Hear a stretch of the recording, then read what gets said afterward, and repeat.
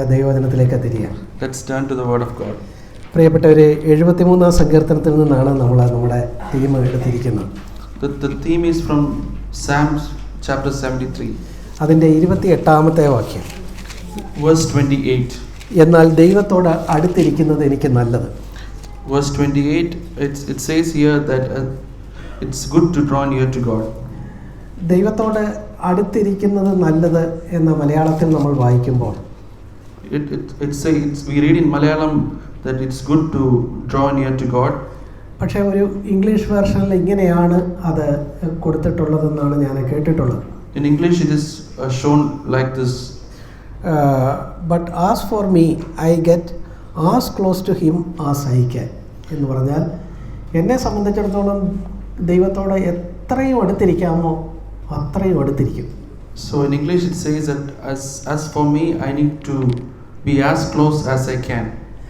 പ്രിയപ്പെട്ടവരെ, അത് നമ്മളെപ്പോലുള്ള മനുഷ്യർക്ക് ദൈവത്തോട് അത്രയും അടുത്തിരിക്കാൻ നോക്കും. So can we just like normal people like us, can we draw near that much to God? തീർച്ചയായിട്ടും കഴിയാത്ത ഒരു കാര്യമാണെങ്കിൽ ദൈവവചനം അത് പറയുകയില്ലല്ലോ. If it is not possible, the word of God will never say that. നമ്മുടെ മനസ്സിൽ ഈ ബൈബിളിലെ ഒട്ടേറെ കഥാപാത്രങ്ങളുടെ ഓർമ്മകളുണ്ട്. We have so many reminders from the word of God, the godly characters. അവരുടെ ഒക്കെയും തീവ്രമായ ആഗ്രഹം എനിക്ക് ദൈവത്തോട് എത്രയും അടുത്തിരിക്കണം എന്നുള്ളതായിരുന്നു. All those characters, for them it was so much important to draw near to God. അവരുടെ ചരിത്രമൊക്കെ നമ്മളെ ഉത്സാഹിപ്പിക്കുന്നത് എന്താ? നമുക്കും കർത്താവിനോട് എത്രയും അടുത്തിരിക്കാനായിട്ട് കഴിയും എന്നുള്ളതാണ്.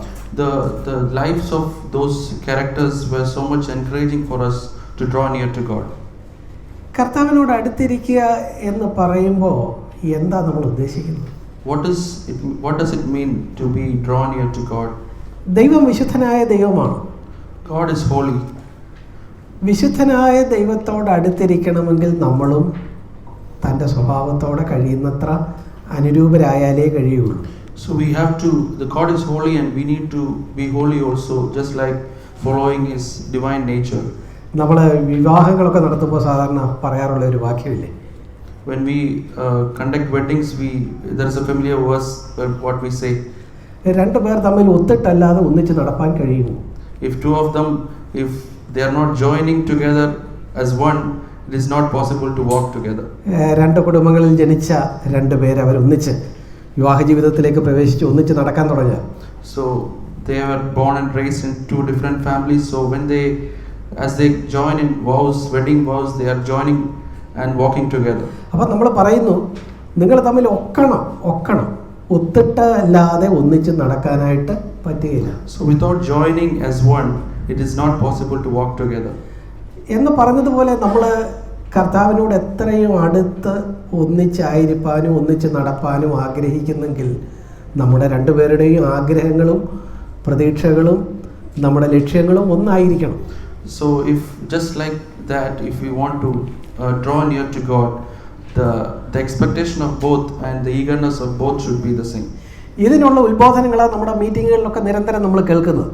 So for this, the encouragements are being received through our meetings. എന്നിട്ടും സത്യസന്ധമായിട്ട് നമ്മൾ നെഞ്ചത്ത് കൈ വെച്ചുകൊണ്ട് നമുക്ക് പറയാൻ കഴിയുമോ, ഞാൻ കർത്താവിനോട് വളരെ അടുത്തിരിക്കുന്നു എന്ന് പറയാൻ കഴിയുമോ? So can we say truly that are we near to God? കഴിയുന്നില്ലെങ്കിൽ എന്താ അതിൻ്റെ കാരണം? If it is not so, what is the reason for that? എന്താ അതിൻ്റെ പരിഹാരം? What is the remedy for that? ഇത് വളരെ പ്രധാനപ്പെട്ട ഒരു കാര്യമല്ലേ? Is that really important for us? പ്രിയപ്പെട്ടവർ, നമ്മൾ ഈ വിശ്വാസികളായ ആളുകളൊക്കെ മരണാനന്തരമുള്ള ഒരു ജീവിതത്തിൽ പ്രത്യാശ വെച്ചിട്ടുള്ളവരാണ്. So as we believers are hoping for an after death eternal life. മരിച്ചു കഴിഞ്ഞ് നമ്മളൊക്കെ കർത്താവ് നമ്മളെ സ്വർഗത്തിൽ കൊണ്ടുവന്നു നിരന്തരമായ കാലം നിത്യകാലം കർത്താവിനോടൊപ്പം സ്വർഗത്തിലായിരിക്കും എന്നുമൊക്കെ നമ്മൾ വിശ്വസിക്കുന്നു. So we believe that after death God will take us to heaven and we have an eternal life. അവിടെ നമുക്ക് എന്താ കിട്ടാൻ പോകുന്നത്? What we are going to get through this eternal life? അവിടെ സൺഡേ സ്കൂൾ കുഞ്ഞുങ്ങളോടൊക്കെ ചോദിച്ചാൽ പറയാം, അവിടെ നമുക്ക് പ്രതിഫലമുണ്ട്, നമുക്ക് കിരീടം കിട്ടും. If we ask the Sunday school kids, they will say that we have rewards, we have crowns. ഈ കിരീടം കിട്ടുമെന്നൊക്കെ നമ്മൾ പറയുമ്പോൾ സത്യത്തിൽ ഈ കിരീടവും തലയെ വെച്ചുകൊണ്ടിരിക്കുന്ന ഒത്തിരി സന്തോഷമുള്ള കാര്യമാണ്. So if we say we get crown, so is it so easy to keep the crown on our head and leave just like that? ഇവിടെ വെച്ച് തന്നെ ഒരു കിരീടം നമ്മുടെ തലയിലുണ്ടെങ്കിൽ അതെന്തൊരു പാടാണ്, അത് കൊണ്ട് കിടക്കാൻ എത്ര പ്രയാസം. If we have a crown right here on earth, how much difficult it will be to just walk with that crown on our head. അപ്പോൾ നിത്യകാലം കിരീടം അണിഞ്ഞ് അങ്ങനെ ദൃശ്യമായ എന്തൊക്കെയോ പ്രതിഫലങ്ങളുമായിട്ട് അതിൽ സന്തോഷിച്ചാണോ സ്വർഗത്തിൽ നമ്മൾ ഇരിക്കാൻ പോകുന്നത്? So are we just going to think something like that, keeping the crown on our head, and just is that what we have in our mind about eternal life? പ്രിയപ്പെട്ടവരെ, വേദപണ്ഡിതന്മാർ പലരും അഭിപ്രായപ്പെടുന്നത് സ്വർഗത്തിൽ നമുക്ക് കിട്ടുമെന്ന് പറയുന്ന പ്രതിഫലം അത് കിരീടങ്ങളായാലും ഈ കാര്യങ്ങളൊക്കെ ആയാലും മനുഷ്യന് മനസ്സിലാകുന്ന നിലയിലൊരു ചിത്രഭാഷയിൽ അങ്ങ് വിശദീകരിച്ചിരിക്കുന്നു എന്നേ ഉള്ളൂ. So the Bible teaches reveals to us the fact that these crowns are just illustrated just for us to know the facts. സത്യത്തിലെ നിത്യതയിൽ നമുക്ക് കർത്താവിനോട് ഏറ്റവും അടുത്തിരിക്കുന്ന ഒരു സന്തോഷമാണ് നമുക്ക് കിട്ടുന്ന പ്രതിഫലം. So the reward for our eternal life is how much we can be draw near to our God. That is the greatest reward. നമ്മൾ സങ്കീർത്തനത്തിൽ വായിക്കുന്നല്ലോ, അവൻ്റെ വലത്ത് ഭാഗത്ത് എന്നും പ്രമോദങ്ങളുണ്ട്. So in Psalms we read that on his right hand we have happiness. അപ്പോൾ മനുഷ്യൻ്റെ എല്ലാ അന്വേഷണവും ഏറ്റവും സന്തോഷത്തിന് വേണ്ടിയാണ്.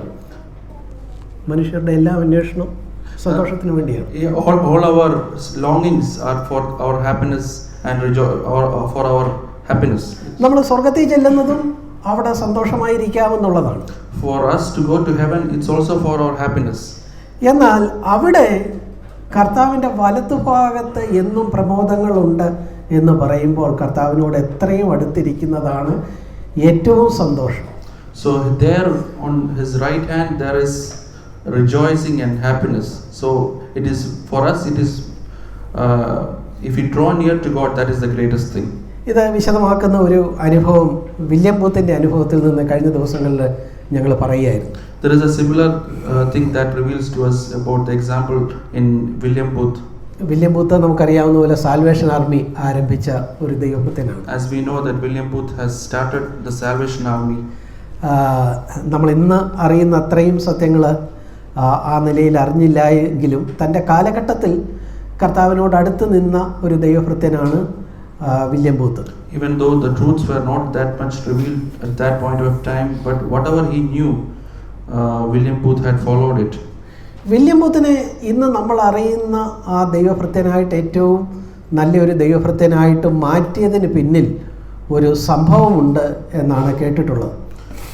From what we heard that William Booth, how he came to this stage is through a specific instance. അതായത് William booth ചെറുപ്പത്തിൽ ഒരു ശരാശരി ക്രിസ്ത്യാനി മാത്രമായിരുന്നു. When he was young, when William Booth was young, he was an ordinary Christian believer.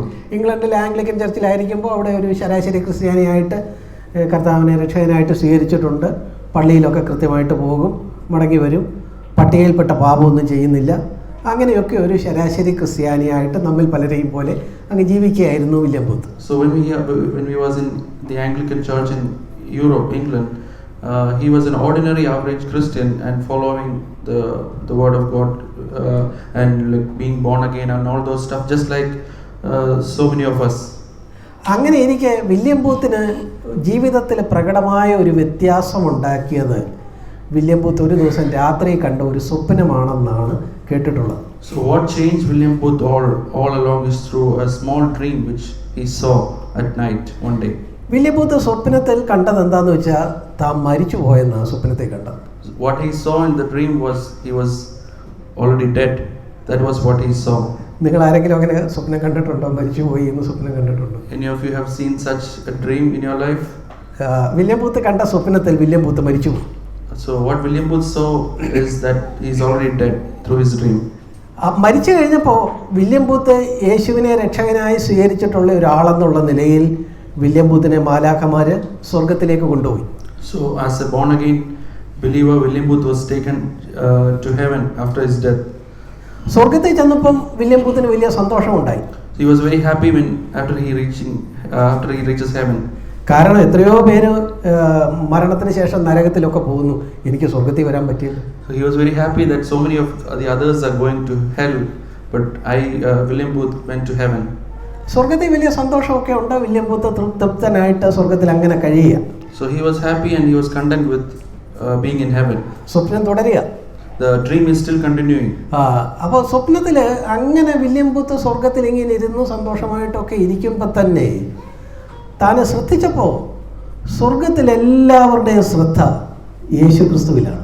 So as he is content with what he is going through, and he noticed something that all his peers in heaven, their focus is to Jesus.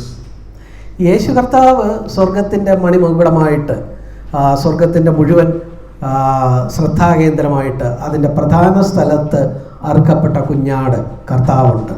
So the Lamb of God, Jesus, was right in the center, and Jesus was the focus for everyone in heaven. അങ്ങനെയുള്ള കർത്താവിൻ്റെ അടുത്തേക്ക് William booth ശ്രദ്ധിച്ചപ്പം ചില ആളുകൾ വളരെ സ്വാതന്ത്ര്യത്തോടെ കടന്നു ചെല്ലുന്നു. So that God, Jesus, for some people it was so easy to access him that they were taking so much freedom. നാട്ടിലെ William ബൂത്തിന് അറിയാവുന്ന ചില ആളുകളൊക്കെ തന്നെയാണ്. So William Booth knew these people when he was on earth. അവരൊക്കെ വളരെ സ്വാതന്ത്ര്യമായിട്ട് ഈ കർത്താവിൻ്റെ അടുത്ത് ചെല്ലുന്നു. കർത്താവ് അവരെ നോക്കുന്നു, കർത്താവ് അവരോട് സംസാരിക്കുന്നു, ചിലരെ തൊടുന്നു. ഇതെല്ലാം വില്യം ബൂത്ത് അകലെ നിന്ന് കണ്ടുകൊണ്ടിരിക്കുക. So from a distance William Booth was noticing what these his fellow peers in heaven was doing, that Jesus is touching them, talking to them with so much freedom and all that. എന്നാൽ William booth തൻ്റെ സ്വപ്നത്തെ കണ്ട് തനിക്ക് ഒരു പരിധി കഴിഞ്ഞ് കർത്താവിൻ്റെ അടുത്തേക്ക് അടുത്ത് ചെല്ലാൻ ഒക്കുന്നില്ല എന്ന്. What William Booth noticed about himself was he has a limitation. He cannot go beyond a certain limit for which the others are doing with freedom. താൻ ശ്രമിച്ചു, പക്ഷെ എന്തുകൊണ്ടോ തനിക്ക് ആ കർത്താവിൻ്റെ അത്ര അടുത്തേക്ക് ചെല്ലാനായിട്ട് പറ്റുന്നില്ല. He tried, but he is not able to go to that extent, that much near to God. William booth ആകെ വിഷമിച്ചു. He was in trouble and he was distressed. ചേട്ടാ, സ്വർഗത്തിൽ വരികയും ചെയ്തു, കർത്താവിൻ്റെ അടുത്ത് ചെല്ലാനും പറ്റുന്നില്ലെങ്കിൽ ഇത് തമ്മി ഭേദം സ്വർഗത്തിൽ വരാതിരിക്കുക. So I came to heaven and I saw all of this, but I'm not able to go near to Jesus. So it would have been better for me not to come to heaven. അപ്പോൾ William ബൂത്തിൻ്റെ വിഷമമൊക്കെ കണ്ടിട്ട് ദൂതന്മാരിൽ ഒരാൾ അടുത്ത് ചെന്നു. So after seeing the distress of William Booth, and some angels came near to William Booth. അവർക്ക് William ബൂത്തിൻ്റെ വിഷമം മനസ്സിലായി. So they understood the distress of William Booth himself. ആ ദൂതന് William ബൂത്തിനോട് ഇതിൻ്റെ രഹസ്യം ഇങ്ങനെ വെളിപ്പെടുത്തി. So the angel revealed to William Booth the secret behind this.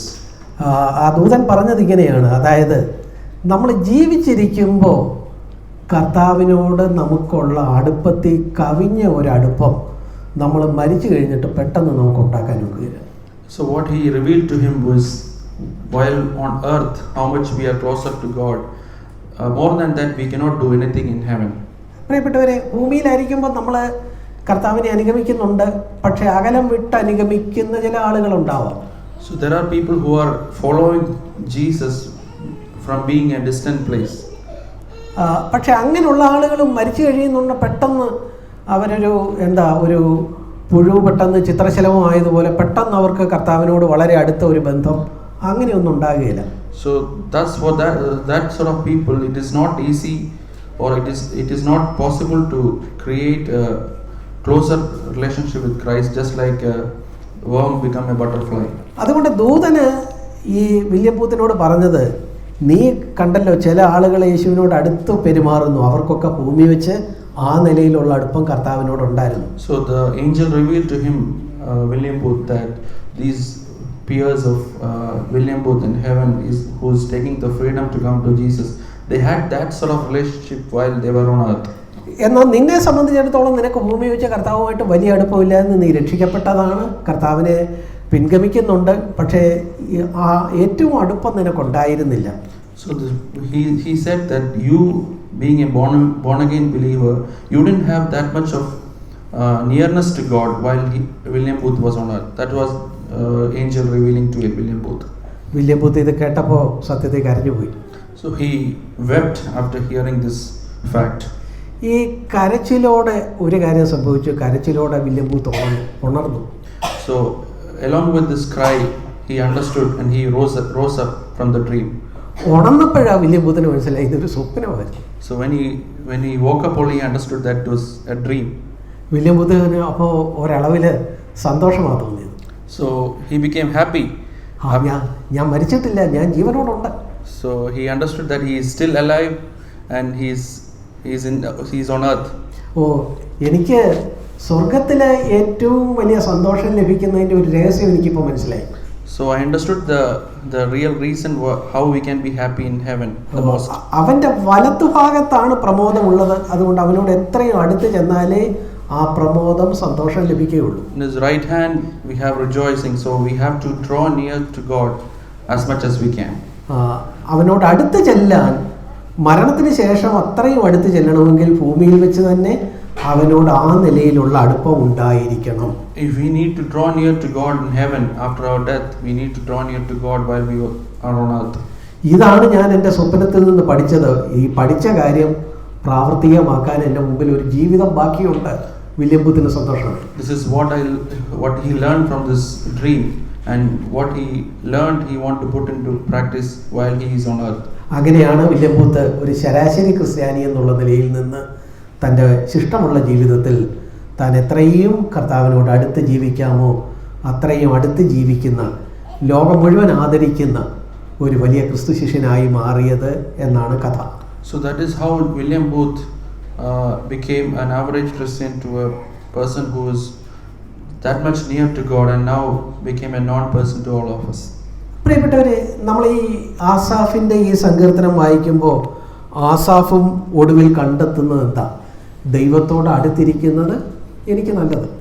Even in the Psalm of Asaph, here we read that it is good to draw near to God.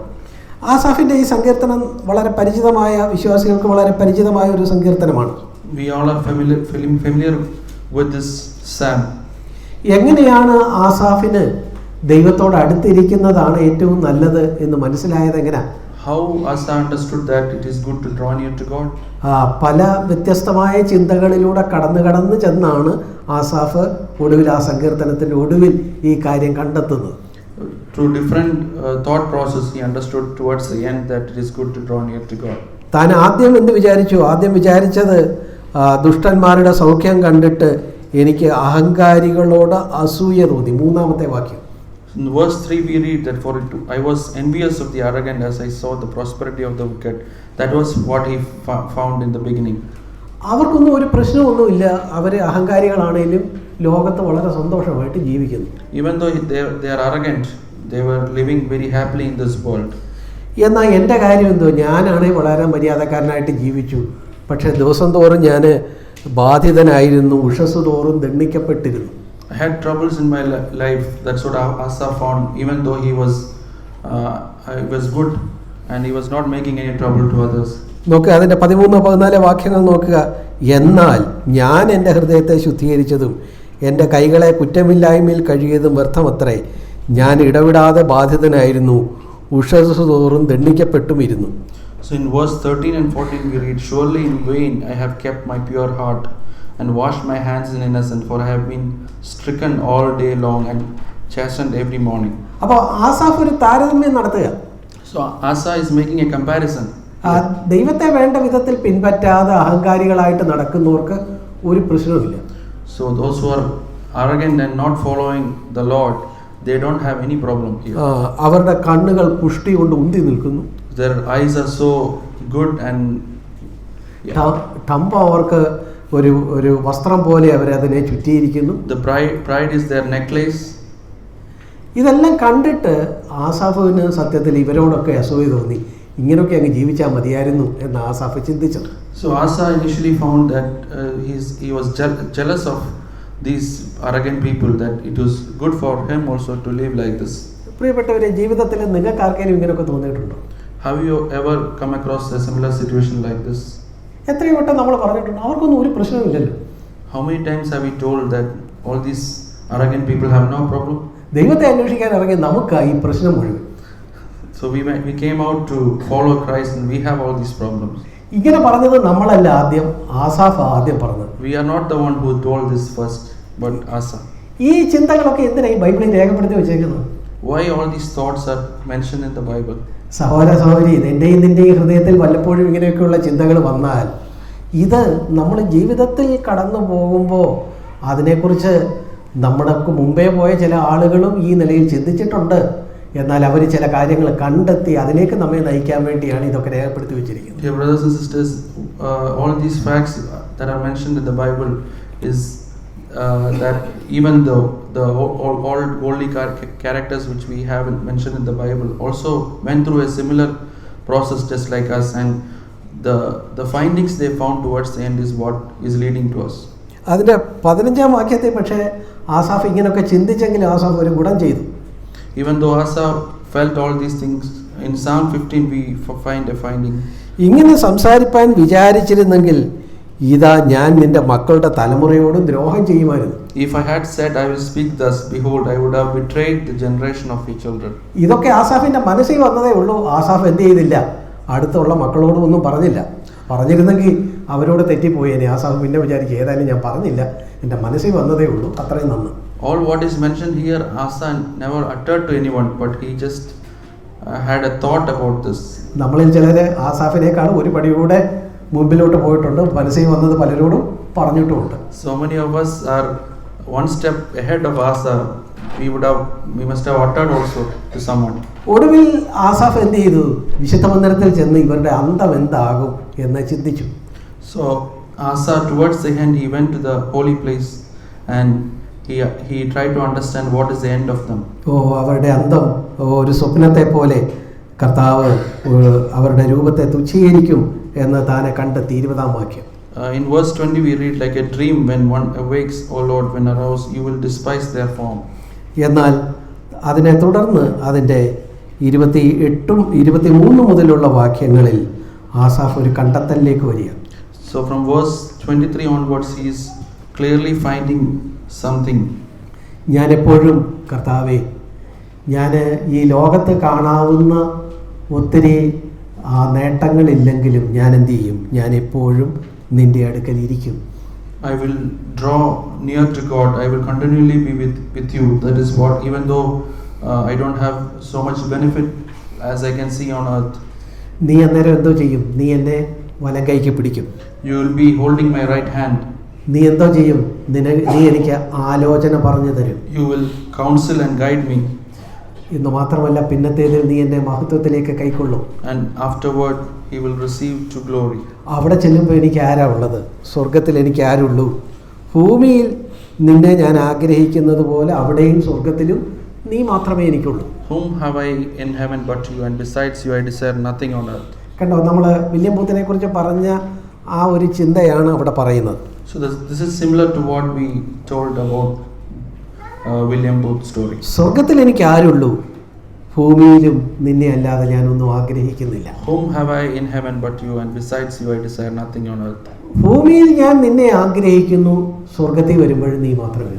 I desire you on earth, and also that is the same when I am on earth. അപ്പോൾ ഭൂമിയിലുള്ള ജീവിതത്തിൻ്റെ അതിൻ്റെ ഒരു തുടർച്ചയും അതിന് ആനുപാതികവുമാണ് സ്വർഗത്തിലെ ജീവിതം എന്നാണ് അവിടെ പറഞ്ഞിരിക്കുന്നത്. It is a continuation of the life on earth and also a proportional thing of what how we lead on earth, that is in heaven.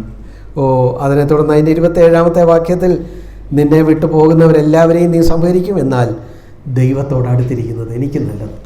So in verse 27 we read that you have destroyed all those who are unfaithful to you. Then it says, but as for me, the nearness of God is my good. ഈ ദിവസങ്ങളിൽ നമുക്കും ഈ ഒരു കണ്ടെത്തൽ യഥാർത്ഥത്തിൽ ഹൃദയത്തിൽ നിന്ന് ലഭിക്കുമെങ്കിൽ അത് നമ്മുടെ ജീവിതത്തെ വ്യത്യാസപ്പെടുത്തും.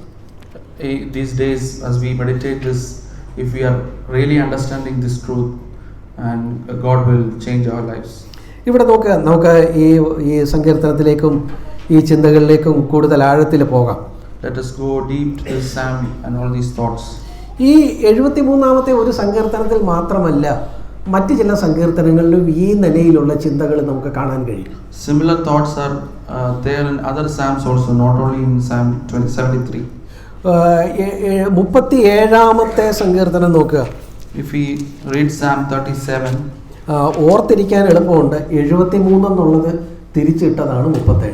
so it's very easy to remember these two Psalms, 73 and when we reverse it, 37. ഇത് ഈ 37-ാമത്തെ സങ്കീർത്തനം ദാവീദിന്റെ ഒരു സങ്കീർത്തനം. It is the Psalm 37 is a Psalm of David. അവിടെയും ഈ ഒരു ചിന്തയാണ്. ദുഷ്പ്രവൃത്തിക്കാര്, നീതികേട് ചെയ്യുന്നവര്, അവരൊക്കെ നമ്മൾ അസൂയ തോന്നുമാർ അവരൊക്കെ നന്നായിരിക്കുന്നു, എൻ്റെ കാര്യം മാത്രമാണ് കുഴപ്പം എന്നൊക്കെയുള്ള കാര്യങ്ങൾ പറഞ്ഞുകൊണ്ടാണ് തുടങ്ങുന്നത്. So as we start this psalm, here also we read a similar situation about the evil doers, the wrong doers. They are doing good and they wither, but only my case, David's case is something fading. ഒടുവിൽ ദാവീദൻ കണ്ടെത്തുന്നത് എന്താ? ദൈവത്തോട് അടുത്തിരിക്കുന്നതാണ് നല്ലത്. ഈ പുറമേ കാണുന്ന ഭൂമി കാണുന്ന അനുഗ്രഹങ്ങൾ കൊണ്ട് അഹങ്കാരികളോട് അസൂയപ്പെടേണ്ട കാര്യമില്ല, അവരെയൊക്കെ വഴുവഴുപ്പിൽ നിർത്തുന്നതാണ് എന്ന് താനെ കണ്ടെത്തുന്നു. Even David's finding towards the end is the same, that the nearness to God is good for him. പ്രിയപ്പെട്ടവരെ, 49-ാം സങ്കീർത്തനം നോക്കുക. അവിടെയും ഏതാണ്ട് ഇതേ ചിന്തയാണ് പങ്കുവയ്ക്കുന്നത്. If you read Psalm 49 also, it is something similar to this. അത് കോരഹ് പുത്രന്മാരുടെ ഒരു സങ്കീർത്തനമാണ്. It's a psalm of the sons of Korah. അവിടെ അതിൻ്റെ 6-ാമത്തെ വാക്യം നോക്കുക. അവർ തങ്ങളുടെ സമ്പത്തിൽ ആശ്രയിക്കുന്നു, ധനസമൃദ്ധിയിൽ പ്രശംസിക്കുന്നു. If you read verse 6, we read like this: even though who trust in their wealth and boast in the abundance of their riches, no man can by means redeem his brother. എന്നാൽ Korah പുത്രന്മാർ ഒടുവിലെ 12-ാമത്തെ വാക്യത്തിൽ അങ്ങനെയുള്ളവരെന്ത് ചെയ്യും? അവർ നശിച്ചു പോകുന്ന മൃഗങ്ങൾക്ക് തുല്യരാകും, ഇതായിരിക്കും സ്വയാശ്രയക്കാരുടെ ഗതി എന്നെല്ലാം കണ്ടെത്തുന്നു. They are also finding something in verse 12, but man in his form will not endure, he is like the beast that perish. അതിൻ്റെ 16-ാമത്തെ വാക്യം, ഒരുവൻ ധനവാനായി തീർന്നാലും അവൻ മരിക്കുമ്പോൾ ഇതൊന്നും കൊണ്ടുപോവുകയില്ല, ഈ മഹത്വമൊന്നും അവനെ പിന്തുടരുകയില്ല. In verse 16 also we read, do not be afraid when a man becomes rich, when the glory of his house is increased, when he dies he will carry nothing away. അതുകൊണ്ട് ജീവനോടെ ഇരിക്കുമ്പോൾ ഇതിനെക്കുറിച്ചൊരു ബോധ്യമുണ്ടായി. വെറുതെ ഈ ലോകത്ത് കാണുന്ന കാര്യങ്ങളുടെ പുറകെ പോകല്ലേ, കർത്താവിനോട് അടുത്തിരിക്കുന്നതാണ് നിനക്ക് നല്ലത്. ഇതാണ് ആ 49-ാമത്തെ സങ്കീർത്തനത്തിലും പറയുന്നത്. So it's the same thing which is mentioning in Psalm 49 also. It is good to draw near to God while we are on earth, so it will be the same in heaven. വേറൊരു സങ്കീർത്തനത്തിലും ഇതേ കാര്യം തന്നെ കാണുന്നുണ്ട്. In another psalm also, it's similar thing is there. 94-ാമത്തെ സങ്കീർത്തനമാണ്. That is Psalm 94. ഇതും മുമ്പേ പറഞ്ഞ പോലെ ഓർത്തിരിക്കാൻ എളുപ്പമുണ്ട്. 49 തിരിച്ചിടുന്നതാണ് 94. So it's also very easy to remember. The other psalm which we went through was Psalm 49. When we reverse it, we reach Psalm 94. അതിൻ്റെ നോക്കുക, പ്രാരംഭവാക്യങ്ങൾ 3-ലൊക്കെ യഹോവേ ദുഷ്ടന്മാർ എത്രത്തോളം ഘോഷിച്ചുല്ലസിക്കും, അവർ ശകാരിച്ച് ധാർഷ്ട്യം സംസാരിക്കുന്നു, നീതികേട് പ്രവർത്തിക്കുന്ന ഏവനും വമ്പ് പറയുന്നു. Here also it's a similar thing, is talking about the wicked and they pour forth words, they speak arrogantly, all those who do wickedness want themselves, the same similar thing. എന്നാൽ അതിൻ്റെ 14-ാമത്തെ വാക്യം വരുമ്പോൾ ഇതാ സങ്കീർത്തനക്കാരൻ 94-ാം സങ്കീർത്തനം എഴുതിയ ആൾ കണ്ടെത്തുന്നു, യഹോവ തൻ്റെ ജനത്തെ തള്ളിക്കളയുകയില്ല, യഥാർത്ഥത്തിൽ തൻ്റെ അവകാശത്തെ കൈവിടുകയുമില്ല. As we come down to verse 14, we read here the finding which the psalmist found: for the Lord will not abandon his people, nor will he forsake his inheritance. അതിൻ്റെ 18-ാമത്തെ വാക്യം, എൻ്റെ കാൽ വഴുതുന്നു എന്ന് പറഞ്ഞപ്പോൾ നിന്റെ ദയ എന്നെ താങ്ങി. Verse 18 we read, if I should say my foot has slipped, your loving kindness, O Lord, will hold me up. ഓ യഹോവ എനിക്ക് ഗോപുരവും എൻ്റെ ശരണശൈലമായ എൻ്റെ ദൈവവുമാകുന്നു എന്നുള്ള ഏറ്റുപറച്ചിലോടെയാണ് ആ സങ്കീർത്തനം അവസാനിക്കുന്നത്. Here towards the end it says that the Lord is my tower and the Lord our God will destroy them. പ്രിയപ്പെട്ടവരെ കണ്ടോ, 73-ാം സങ്കീർത്തനം, 37-ാം സങ്കീർത്തനം, 49-ാം സങ്കീർത്തനം, 94-ാം സങ്കീർത്തനം, 4 സങ്കീർത്തനങ്ങളാണ് നമ്മൾ പറഞ്ഞത്. ഇവിടെ എല്ലാം ഏതാണ്ട് ഒരേ ചിന്തയാണ് പങ്കുവെക്കുന്നത്. We went through 4 psalms, Psalm 49, Psalm 94 and Psalm 73 and Psalm 37. 4 psalms we went through is all similar. പ്രിയപ്പെട്ടവരെ, നമുക്കും പലപ്പോഴും തോന്നാം ഈ ലോകത്ത് ദൈവത്തെ അറിയാതെ ജീവിക്കുന്നവരാണ് സുഖമായിട്ട് ജീവിക്കുന്നത് എന്ന് നമുക്ക് തോന്നാം. many a times we may also feel the same, that those who are wicked, they are living peacefully. ബൈബിളിലെ പഴയ നിയമത്തിലെ ഏറ്റവും അവസാനത്തെ പുസ്തകമായ മലാഖിയിലും ഈ നിലയിൽ പറയുന്നത് നമ്മൾ ശ്രദ്ധിച്ചിട്ടുണ്ടല്ലോ. The last book of the Old Testament, Malachi, also we find something similar. മലാഖിയുടെ പുസ്തകം അതിൻ്റെ 3-ാമത്തെ അധ്യായം അതിൻ്റെ 14 മുതൽ 18 വരെയുള്ള വാക്യങ്ങൾ കാണുക. If you read Malachi chapter 3 verse 13 onwards, അവിടെ പറയുന്നു, യഹോവയ്ക്ക് ശുശ്രൂഷ ചെയ്യുന്നത് വ്യർത്ഥം, ഞങ്ങൾ അവൻ്റെ കാര്യം നോക്കുന്നതിനായാലും സൈന്യങ്ങളുടെ യഹോവയുടെ മുമ്പാകെ കറുപ്പെടുത്ത് നടന്നതിനാലും എന്തു പ്രയോജനമുള്ളൂ.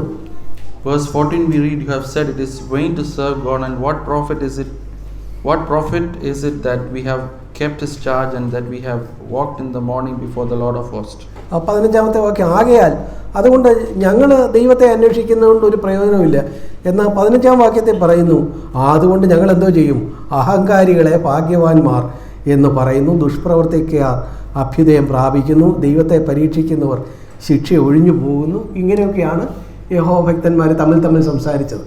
So in verse 15 we read, so now we call the arrogant blessed.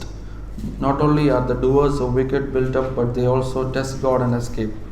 എന്നാൽ കണ്ടോ, അതിൻ്റെ അവസാനത്തെ വാക്യങ്ങളിലേക്ക് വരുമ്പോൾ, ഒരു മനുഷ്യൻ തനിക്ക് ശുശ്രൂഷ ചെയ്യുന്ന മകനെ ആദരിക്കുന്ന പോലെ ദൈവം എന്തോ ചെയ്യും, നമ്മളെ ആദരിക്കും. അന്ന് നിങ്ങൾ നീതിമാനും ദുഷ്ടനും തമ്മിലും ദൈവത്തെ സേവിക്കുന്നവനും സേവിക്കാത്തവനും തമ്മിലുള്ള വ്യത്യാസം വീണ്ടും കാണും. So towards the end he finds, so you will again distinguish between the righteous and the wicked, between one who serves God and one who does not serve him. പ്രിയപ്പെട്ടവരെ, ദൈവത്തിൻ്റെ മുമ്പാകെ ഒരു സ്മരണാ പുസ്തകമുണ്ട്. There is a book of remembrance with God. ഈ ലോകവും നമ്മുടെ കാലഘട്ടവും നമ്മുടെ തലമുറയും ഒക്കെ ദൈവത്തെ വിട്ടോടുമ്പോൾ അതിന് വിരുദ്ധമായിട്ട് ദൈവത്തെ ഞാനും അന്വേഷിക്കുന്നെങ്കിൽ ദൈവം അത് മറന്നു കളയാൻ തക്കവണ്ണം അനീതിയുള്ളവനല്ല. അവിടുന്ന് നമ്മൾ ചെയ്ത കാര്യം തൻ്റെ സ്മരണ പുസ്തകത്തിൽ രേഖപ്പെടുത്തി വയ്ക്കും.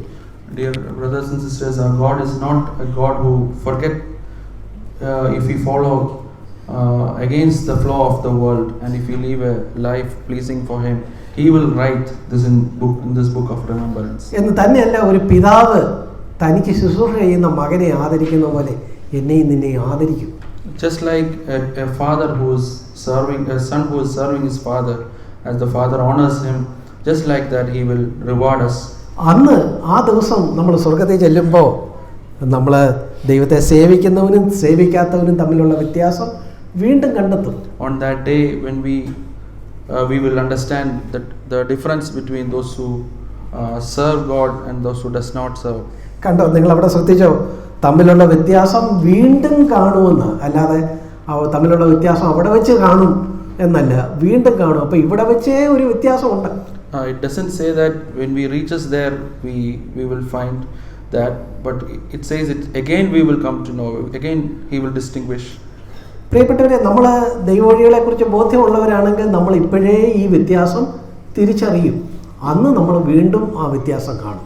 If we are gripped by God's word, we will understand it right here, not only there. അതുകൊണ്ട് ദൈവത്തെ അടുത്ത് പിൻപറ്റാനുള്ള ഒന്നാമത്തെ തടസ്സം ഈ നിലയിൽ നമ്മൾ നമ്മുടെ ഭൗതിക ജീവിതത്തിൽ കാണുന്ന അഹങ്കാരികൾക്ക് അഭ്യുദയവും ദൈവത്തെ അന്വേഷിക്കുന്ന എനിക്ക് വിഷമവും എന്നുള്ള ആ ഒരു കാര്യമാണ് ദൈവത്തെ പിൻപറ്റാൻ പലർക്കും തടസ്സമായിട്ടുള്ളത്. The obstacle for us many a times is just similar to what we just went through, that the wicked is prosperous and the I who is following the Lord is always in distress. This finding is drawing us away from. എന്നാൽ നമ്മൾ ഈ സങ്കീർത്തനങ്ങളിൽ നിന്നും മലാഖിയുടെ അനുഭവത്തിൽ നിന്നും നമ്മൾ കണ്ടെത്തിയത് എന്താ? യഥാർത്ഥത്തിൽ ഞാനും നീയും ദൈവത്തെ അന്വേഷിക്കുകയാണെങ്കിൽ ഇപ്പം തന്നെ നമുക്ക് ഹൃദയത്തിൽ ഒരു സ്വസ്ഥതയുണ്ട്. അന്ന് നമുക്ക് വീണ്ടും ദൈവത്തിൽ നിന്ന് ആ നിലയിൽ ഒരു പിതാവ് മകനെ ആദരിക്കുന്നത് പോലെയുള്ള ആദരവ് നമുക്ക് വേണ്ടി സ്വർഗത്തിൽ മാറ്റിവെച്ചിരിക്കുന്നു. So just like what we went through in Psalm and Malachi towards the end, in the world, if we are following the Lord, just like what it is mentioned here itself, we will understand the value of it, and also as we reaches heaven, we will be able to get the reward which the Father set for us. അതുകൊണ്ട് പ്രിയപ്പെട്ടവരെ, നമുക്ക് കർത്താവിനെ ഏറ്റവും അടുത്ത്, എത്രയും അടുത്തിരിക്കാമോ അത്രയും അടുത്ത് ചെന്ന് അവനെ നമ്മുടെ ലോക ജീവിതത്തിൽ നമുക്ക് പിൻപറ്റാം. So, dear brothers and sisters, as we progress in our life here on earth, let us draw as much as we can to our Lord. അതൊരു നഷ്ടമല്ല. That is not in vain, dear brothers and sisters. ചിലപ്പോൾ ഈ ബൈബിളിൽ ചില കാര്യങ്ങളൊക്കെ പറയുകയില്ല. ഞാൻ ചെറുപ്പമായിരുന്നു, ഇപ്പം വൃദ്ധനായി, ഞാൻ പറയുന്നത് എന്തെന്നാൽ എന്നൊക്കെ ബൈബിളിൽ ചിലപ്പോൾ പറയാറുണ്ട്. In Bible it is mentioned at times that I was once in my youth ages, I became old. Similar circumstances are there. എന്ന് പറഞ്ഞ പോലെ ഞാനും ഇപ്പം തിരിഞ്ഞു നോക്കുമ്പോൾ ഞാനൊരു കൊച്ചു പയ്യനായിട്ട് വള്ളി നിക്കറൊക്കെ ഇട്ട് നടന്ന ഒരു കാലഘട്ടം എനിക്ക് ഓർമ്മയുണ്ട്. So I remember I being running around with a small trouser like a small youth. ഇപ്പം ഞങ്ങളുടെ അവിടുത്തെ ഒരു പ്രാദേശിക സഭയിൽ ഏറ്റവും കൂടുതൽ പ്രായമുള്ള ആളുകളിൽ ഒരാളായി ഞാൻ മാറിയിരിക്കുന്നു. So now I became a elderly person when we look around the local churches. ഈയിടെ 3 വയസ്സുള്ള ഒരു കുഞ്ഞിനോട് ഞാൻ പറഞ്ഞു, മോളെ അങ്കിളായതെന്ന് പറഞ്ഞപ്പോൾ ആ കുഞ്ഞ് പറയും, അങ്കിളല്ല അപ്പച്ചനാണ്. So I met a 3-year-old child and I introduced myself as uncle, and she said back as appachan or grandfather. പ്രിയപ്പെട്ടവരെ, കണ്ടോ, ഞാൻ ഒരു ചെറുപ്പക്കാരനായിരുന്നു, ഇപ്പോൾ വൃദ്ധനായിരിക്കുന്നു. ഞാൻ എൻ്റെ ജീവിതത്തിൽ നിന്ന് കണ്ടെത്തിയ ഒരു കാര്യം നിങ്ങളോട് പറയാം. So I was once young and I became old. So what I find through my life, that is what I want to share. ഈ ലോക ജീവിതത്തെ നമ്മൾ പോകുമ്പോൾ നമ്മൾ വിചാരിക്കും ദൈവത്തെ അറിയാതെ ജീവിക്കുന്നവർക്കൊക്കെ ആ വലിയ സന്തോഷം, അവരെല്ലാം വല്ല സുഖമായിട്ട് ജീവിക്കുന്നു എന്നാണ് നമ്മൾ വിചാരിക്കുക. Many times we feel that those who are wicked, they are peaceful, they are happy, and that is the sort of mind we have many times. എന്നാൽ സത്യത്തിൽ അവരൊക്കെ അടുത്തറിയുമ്പോൾ അവരൊക്കെ വഴുവഴുപ്പിലാണ് നിൽക്കുന്നത്. So when we come closer to them only, we understand that their base is not right. They are in a slippery base. സങ്കീർത്തനക്കാരൻ അങ്ങനെ അതിനെ പറഞ്ഞേക്കുന്നു, അവരെയൊക്കെ ദൈവം എന്തോ ചെയ്തേക്കുന്നു, വഴുവഴുപ്പിൽ നിർത്തുന്നു. So they are in that sort of slippery base. നിങ്ങൾ ആരെങ്കിലും ഇടയ്ക്ക് അത് എന്തുവെന്നറിയാൻ ഒരു വഴുവഴുപ്പിൽ ചെന്ന് നിലത്ത് കുറച്ച് എണ്ണ ഒഴിച്ച് അവിടെ ഒന്ന് നിൽക്കാൻ നോക്കാം. So if we pour some oil in the ground and try to stand on top of it. Mosaic തറയിലെ കുറച്ച് എണ്ണ ഇന്ന് ഇപ്പോൾ പ്രസംഗമൊക്കെ കേട്ട് വീട്ടിൽ ചെന്നതിന് ശേഷം എന്താ ഈ വഴുവഴുപ്പെന്ന് നേരിട്ട് അറിയണമെങ്കിൽ അങ്ങനെ ഒരു പരീക്ഷണം ചെയ്ത് നോക്കുക. If you want to understand what is this slippery area, try to pour some oil after listening to the sermon. And ആരെങ്കിലും വീണ് പല്ല് പോയാൽ ഞാൻ ഉത്തരവാദിയല്ല എന്നൊരു മുൻകൂർ ജാമ്യം കൊടുക്കുന്നു. If someone falls down and something happened to you, I am not responsible. I am just taking a. പ്രിയപ്പെട്ടവരെ, തമാശ പോട്ടെ, അവരെ സംബന്ധിച്ചിടത്തോളം സത്യത്തിൽ ഒരു വഴുവഴുപ്പിലാണ് നിൽക്കുന്നത്. So as we see here, they are in a slippery base. നമ്മൾ ദൂരെ നിന്ന് നോക്കുമ്പോഴാണ് ഏറ്റവും അവർക്കൊന്നും ഒരു പ്രശ്നമില്ല എന്ന് വിചാരിക്കുന്നു. When we look from a distant area only, we realize that they don't have a problem. എന്നാൽ അടുത്ത് നിന്ന് ഇന്ന് നമ്മൾ അവരെ അറിയുമ്പോൾ അവർ വിഷമത്തിലാണ്. തമ്മിൽ ഭേദം നമ്മുടെ ജീവിതം തന്നെയാണ്. So when we come closer to them and understand them, we understand the fact that we are in a much better place. അതുകൊണ്ട് ദൈവത്തോട് അടുത്തിരിക്കുന്നത് എനിക്ക് നല്ലത്. So it is good to draw near to God. പ്രിയപ്പെട്ടവരെ, അതുപോലെ തന്നെ ഇന്നത്തെ ക്രിസ്തീയ ലോകത്ത് നിലവിലുള്ള മറ്റൊരു സങ്കല്പവും പലർക്കും കർത്താവിനെ അടുത്ത് പിൻപറ്റാൻ തടസ്സമായി വരാം. So even in our present Christendom, it is also there are some obstacles that allow us to be distant from God. അതായത് ദൈവത്തിനോട് അടുത്തിരിക്കുന്നു എന്നുള്ളതിൻ്റെ തെളിവ് ദൈവത്തിൽ നിന്ന് കിട്ടുന്ന അനുഗ്രഹങ്ങളാണ് എന്നാണ് ഇന്ന് പല ക്രിസ്തീയ ലോകത്തും പ്രഘോഷിക്കപ്പെടുന്നത്.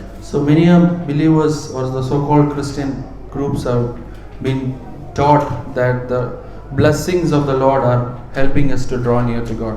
എന്നാൽ ദൈവത്തിൽ നിന്ന് കിട്ടുന്ന അനുഗ്രഹങ്ങളെല്ലാം ദൈവം നമ്മിൽ പൂർണ്ണമായിട്ട് പ്രസാദിച്ചിരിക്കുന്നെന്നും നമ്മൾ ദൈവത്തോട് അടുത്തിരിക്കുന്നെന്നും ഉള്ളതിൻ്റെ തെളിവല്ല. So the blessings that we receive on earth, it is not an indication that God is near to us or that sort. 1 Corinthians 10 നോക്കുക.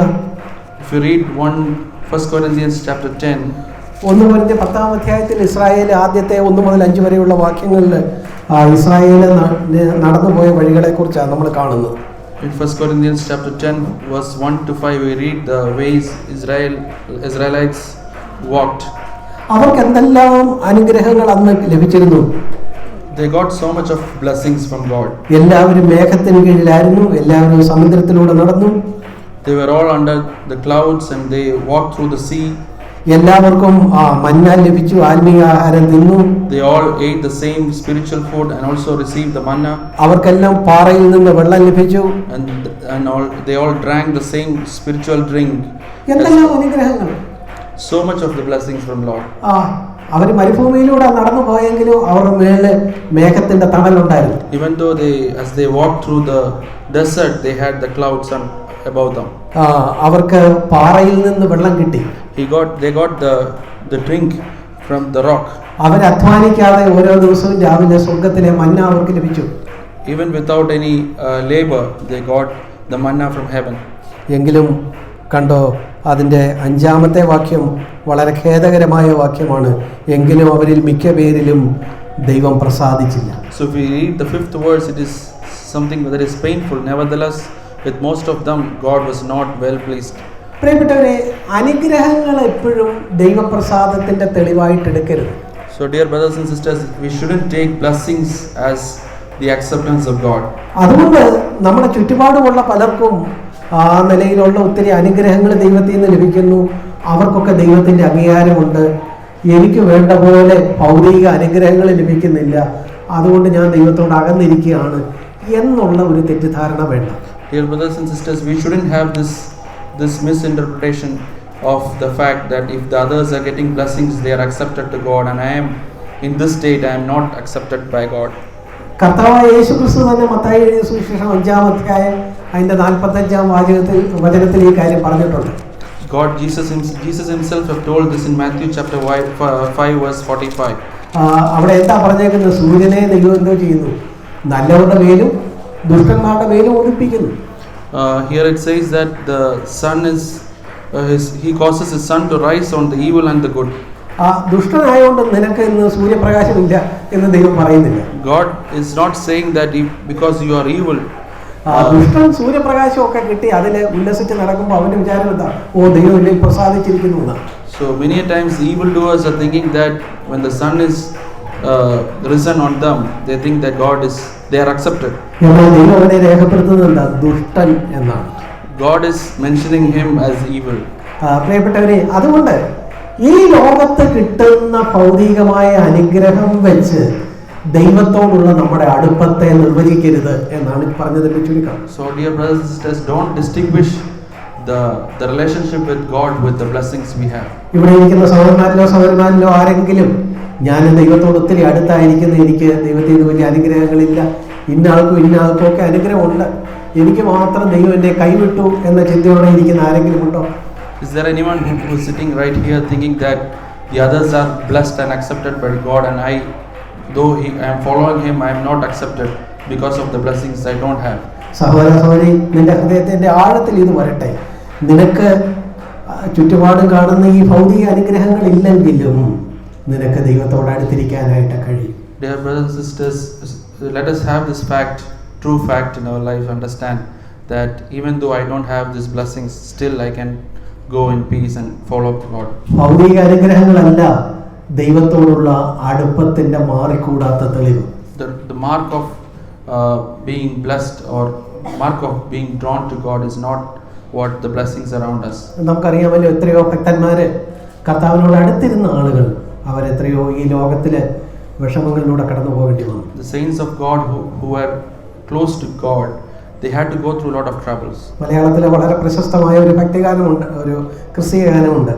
ആരും സഹായമില്ല, എല്ലാവരും പാരിൽ കണ്ടും കാണാതെയും പോകുന്നവർ. There is a song in Malayalam, it says that even though nobody is seeing us to help us, but not coming and going also. സാധു കൊച്ചുപദേശി എന്ന് പറഞ്ഞ കഴിഞ്ഞ തലമുറയിൽ ഉണ്ടായിരുന്ന ഒരു ദൈവഭക്തൻ എഴുതിയ ഒരു പാട്ടാണ്. It's a saint who named Sadhu Kochupadeshi. He is the one who wrote this song. ആ കാലഘട്ടത്തിൽ ദൈവത്തോട് വളരെ അടുപ്പം ഉണ്ടായിരുന്ന ഒരു ദൈവഭക്തനാണ് സാധു കൊച്ചുപദേശി. He was that much closer to God at that time. അദ്ദേഹം എഴുതിയ ധാരാളം പാട്ടുകൾ നമ്മുടെ പാഠപുസ്തകത്തിലുണ്ട്, നമ്മൾ പാടാറുണ്ട്. There are a lot of songs which we are singing of him. തൻ്റെ ഒരു പാട്ടിൽ താൻ പറയുക, ഈ ആരും സഹായമില്ല, എല്ലാവരും ഈ പാരിൽ കണ്ടും കാണാതെയും പോകുന്നു. One of the songs he is mentioning that there's nobody to help me. there are people coming and going, but they are not even looking at me. അദ്ദേഹത്തിൻ്റെ ജീവചരിത്രത്തിലെ ഈ വരികൾ എഴുതാൻ കാരണമായ ഒരു സംഭവത്തെക്കുറിച്ച് ഇങ്ങനെ രേഖപ്പെടുത്തിയിട്ടുണ്ട് എന്നാണ് ഞാൻ കേട്ടിട്ടുള്ളത്. So there is a similar thing what happened in his life. That is what he made as a song. കർത്താവിനായിട്ട് ജീവിക്കാനായിട്ട് ഇറങ്ങി പുറപ്പെട്ടതുകൊണ്ട് സാധു കൊച്ചുകുഞ്ഞുദേശി തൻ്റെ സമൂഹത്തിൽ നിന്ന് ഒറ്റപ്പെട്ടു. Because he had to follow Christ, he became a different person in his society. അപ്പോൾ അദ്ദേഹത്തിന് ഒരു ചർമ്മരോഗം ഉണ്ടായി. എന്ന് വെച്ചാൽ ശരീരത്തിലെ ഒരു ചൊറിച്ചിലോ ഒരു ചർമ്മരോഗം ഉണ്ടായി. So he had to go through a skin disease. അപ്പോൾ അദ്ദേഹം രാവിലെ, പഴയ കാലഘട്ടമാണ്, രാവിലെ സൂര്യൻ ഉദിച്ചു വന്നപ്പോൾ അദ്ദേഹം വീടിന് വെളിയിൽ മുറ്റത്തിറങ്ങി വെയിൽ കൊണ്ടിരിക്കുമ്പോൾ ഈ ചൊറിച്ചിലൊക്കെ ഒരു സുഖമുണ്ട്. അദ്ദേഹം ആ വെയിലത്ത് വന്നിരിക്കുക. So when he had the skin disease in the morning, he used to, as the sun rises, he was sitting right in front of his house getting some sunlight. അന്നൊന്നും ഈ വീടുകൾക്ക് ഇതുപോലെ മതിലുകളോ ഗേറ്റുകളോ ഒന്നുമില്ല. വീടും വഴിയെല്ലാം ഏതാണ്ട് ഒരുപോലെ. So there was no gate or boundary walls at that point of time. അപ്പോൾ വഴിയിലൂടെ തൻ്റെ ഒരു പരിചയക്കാരൻ ദൂരെ നിന്ന് വരുന്നു. So there was a person a familiar person who was walking. അടുത്ത് വരുമ്പോൾ എന്നോട് അദ്ദേഹം ഒരു കുശലം ചോദിക്കും എന്ന് കൊച്ചുകുഞ്ഞുദേശി ഉള്ളിൻ്റെ ഉള്ളിൽ വിചാരിച്ചു. So he thought that he will at least ask, how are you?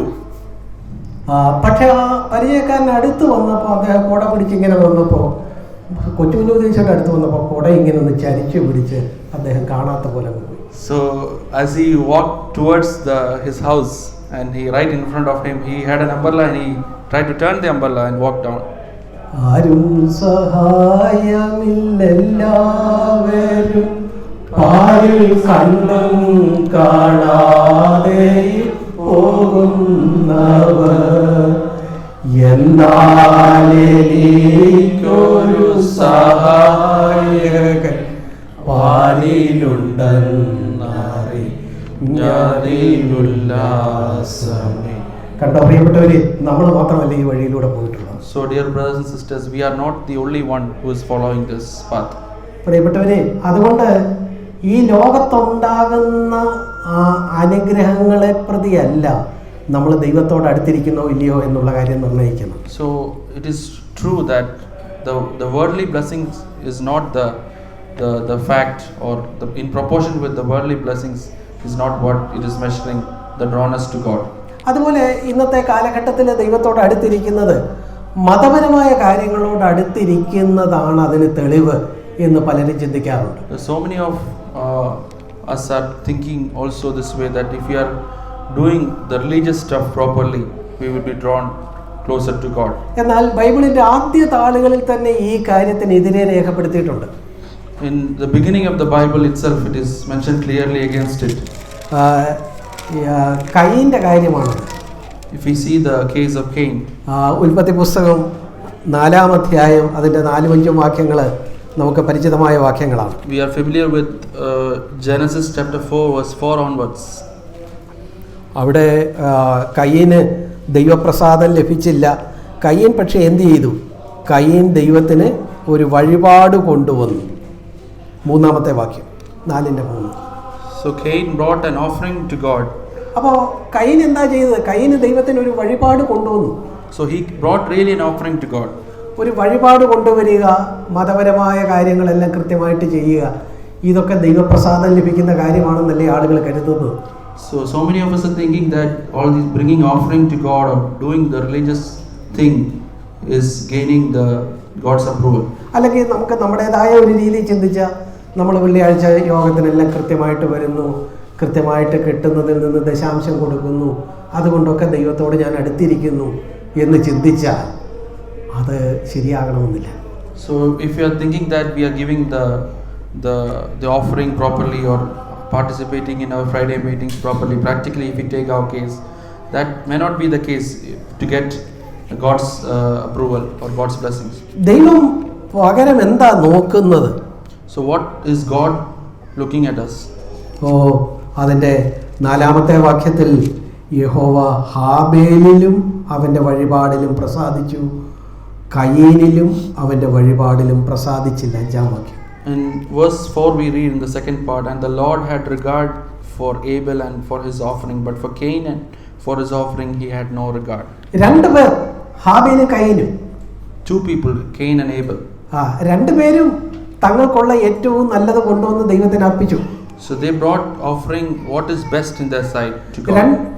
ദൈവത്തെ അന്വേഷിക്കാൻ കൂട്ടാക്കാത്ത ഒരു തലമുറയാണെന്നിരിക്കട്ടെ, ചുരുക്കം പേരെ ഉള്ളെങ്കിലും ഇവർ രണ്ടുപേരും ജ്യേഷ്ഠനും അനിയനും എന്ത് ചെയ്തു? ദൈവത്തെ അന്വേഷിക്കാനായിട്ട് വഴിപാട് കൊണ്ടുവന്നു. So they really seek God and they brought an offering to God, both of them, Abel and Cain. എന്നാൽ ദൈവം ആ വഴിപാടിലല്ല ഒന്നാമത് നോക്കിയത്. So God, here we see God is not looking at that offering. മറിച്ച് കണ്ടോ, ആ വഴിപാട് കൊണ്ടുവന്ന ആളിനെയാ ഒന്നാമത് നോക്കിയത്. God looked at who gave the offering to God. ഹാബേലിലും അവന്റെ വഴിപാടിലും. അപ്പൊ നോക്കുന്നത് ആദ്യം ആ വഴിപാട് കൊണ്ടുവന്ന ഹാബേലിനെയാണ്, പിന്നീടാണ് അവന്റെ വഴിപാട്. Here we read that and the Lord had regard for Abel first and then for his offering. അതുപോലെ തന്നെ കയീനിലും അവന്റെ വഴിപാടിലും പ്രസാദിച്ചില്ല. The same as for Cain as well, but for Cain and for his offering. ഹാബേലും കയീനും തമ്മിലുള്ള വ്യത്യാസം എന്തായിരുന്നു? What was the difference between Cain and Abel? അത് വളരെ വിശദമായിട്ടൊന്നും ഇവിടെ രേഖപ്പെടുത്തിയിട്ടില്ല. It was not explained here very. It was not explained very well here. എന്നാൽ നമുക്കറിയാൻ കഴിയും, ദൈവം പ്രസാദിക്കുന്ന ഒരു ജീവിതമായിരുന്നു ഹാബേലിൻ്റേത്, ദൈവം പ്രസാദിക്കാത്ത ഒരു ജീവിതമായിരുന്നു കയീൻ്റേത്. But here we can understand one thing, that God, Abel's life was acceptable to God and Cain's was not. പ്രിയപ്പെട്ടവരെ, അവരുടെ ജീവിതമാണ് ദൈവത്തിന് മുമ്പിൽ ഒന്നാമത്. അവർ കൊണ്ടുവരുന്ന വഴിപാടോ മതപരമായ ചടങ്ങുകളോ അതൊക്കെ പിന്നീടേ പ്രസക്തമാകുന്നുള്ളൂ. Their life was only important first to God, not their offering or what they are bringing, not that sort. എന്നാൽ ഇന്ന് ക്രിസ്തീയ ലോകം വിചാരിച്ചേക്കുന്നത് എന്താ? എല്ലാം മതപരമായ കാര്യങ്ങളെല്ലാം, ആത്മീയമായ കാര്യങ്ങൾ അവർ കരുതുന്ന ഈ കാര്യങ്ങളെല്ലാം കൃത്യമായിട്ട് ചെയ്യുന്നു. വെള്ളിയാഴ്ച തൊട്ടേ മീറ്റിങ്ങിന് പോകുന്നു, കിട്ടുന്നതിൽ 10-1 ദൈവത്തിനും കൊടുത്തേക്കാം, അങ്ങനെയൊക്കെ ദൈവത്തോട് വളരെ അടുത്തിരിക്കാം. അങ്ങനെ വിചാരിച്ചാൽ അങ്ങനെ പറ്റുകയില്ല. ഒന്നാമത് ദൈവത്തിന് വേണ്ടത് നമ്മളെ തന്നെയാണ്. രണ്ടാമത് മതി നമ്മൾ കൊടുക്കുന്ന വഴിപാടുകളൊക്കെ. So many of us are thinking that if we attend the meetings properly and do the things properly regarding the tithe or that sort, but that is not what God is wanting from our lives. He wants us first as a person, then our offering. ഈ ഒരു കാഴ്ചപ്പാട് മനുഷ്യവർഗത്തിന്റെ തുടക്കത്തിലുണ്ടായിരുന്നു. ഇന്ന് ഇത്രയും നൂറ്റാണ്ടിന് ശേഷം ഇന്നും പലരും അതേ ചിന്തയിലാണ് പോകുന്നത്. So this thought was there right from the beginning and is still the same for most of the Christian people. ഇന്നാരെങ്കിലും ഇവിടെ ഇരിക്കുന്നവരിൽ അങ്ങനെ ചിന്തിക്കുന്ന ആളുകളുണ്ടോ? Is there anyone who is thinking the same way right here?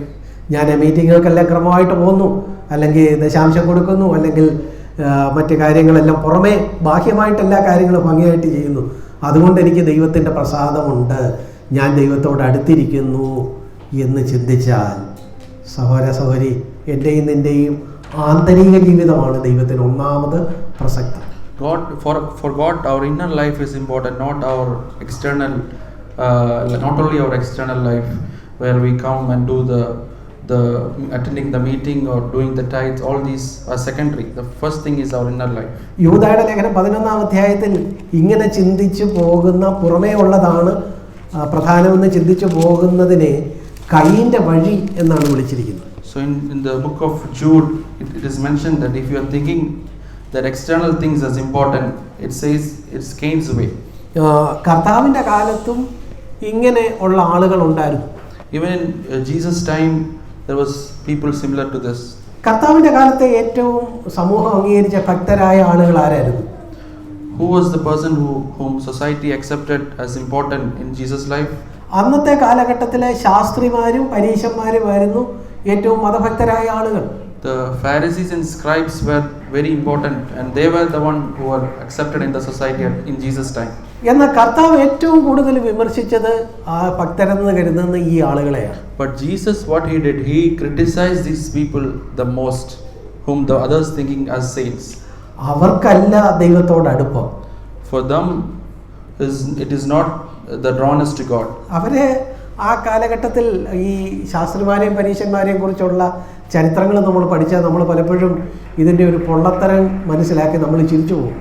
If we study the life of the Pharisees and scribes, we understand the emptiness in their life. ഉദാഹരണത്തിന് കർത്താവ് അവരെ പറയുന്ന ഒരു കാര്യത്തെക്കുറിച്ച് മത്തായി എഴുതിയ സുവിശേഷം 5-ാം അധ്യായത്തിൻ്റെ 43-ാം വാക്യത്തിൽ പറയുന്നുണ്ടല്ലോ. In Matthew chapter 5 verse 43 we read about them. അവിടെ അന്ന് കൂട്ടുകാരനെ സ്നേഹിക്കുകയെന്നും ശത്രുവിനെ പകയ്ക്കുകയെന്നും അരുളി ചെയ്തത് നിങ്ങൾ കേട്ടിട്ടുണ്ടല്ലോ. You have heard that was said, you shall love your neighbor and hate your enemy. അവിടെ എന്താ പറഞ്ഞേക്കുന്നത്? അവിടെ പറഞ്ഞേക്കുന്നത് അന്നത്തെ ശാസ്ത്രിമാരും പുരോഹിതന്മാരും കൂടെ അല്ലെ പരീശന്മാരും കൂടെ അവര് ദൈവത്തിൻ്റെ ഒത്തിരി പ്രമാണങ്ങളൊക്കെ എഴുതി വെച്ചിരുന്നു. These Pharisees and scribes, they wrote a lot of law. അന്ന് പഴയ നിയമത്തിലെ ദൈവിക പ്രമാണങ്ങളോട് ചേർത്ത് ഈ ശാസ്ത്രിമാരും പരീശന്മാരും തങ്ങളുടേതായ അതിൻ്റെ വ്യാഖ്യാനങ്ങളൂടെ എഴുതി വെച്ചു. Along with the Old Testament law, they had write their own interpretations for this law as well. ഈ അവരുടെ വ്യാഖ്യാനങ്ങളോട് ചേർത്തുള്ള ഈ എഴുത്താണ് തൽമൂദുകൾ എന്നറിയപ്പെടുന്നത്. So along with this interpretations, along with the Old Covenant law, it is called Talmud.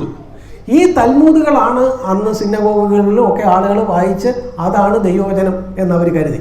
So this is what they were reading in the synagogue and they thought that this is it, this is what the law is. ഇവിടെ ഇതാ കർത്താവ് പറയുന്നു, കൂട്ടുകാരനെ സ്നേഹിക്കുകയെന്നും ശത്രുവിനെ പകയ്ക്കുകയെന്നും നിങ്ങൾ വായിച്ചൊക്കെ കേട്ടിട്ടുണ്ടല്ലോ. Here we read that you shall love your neighbor and hate your enemy. എന്നാ കൂട്ടുകാരനെ സ്നേഹിക്കുന്നേ പഴയ നിയമത്തിൽ പറഞ്ഞിട്ടുള്ളൂ, ശത്രുവിനെ പകയ്ക്കുക എന്ന് പറഞ്ഞിട്ടില്ല.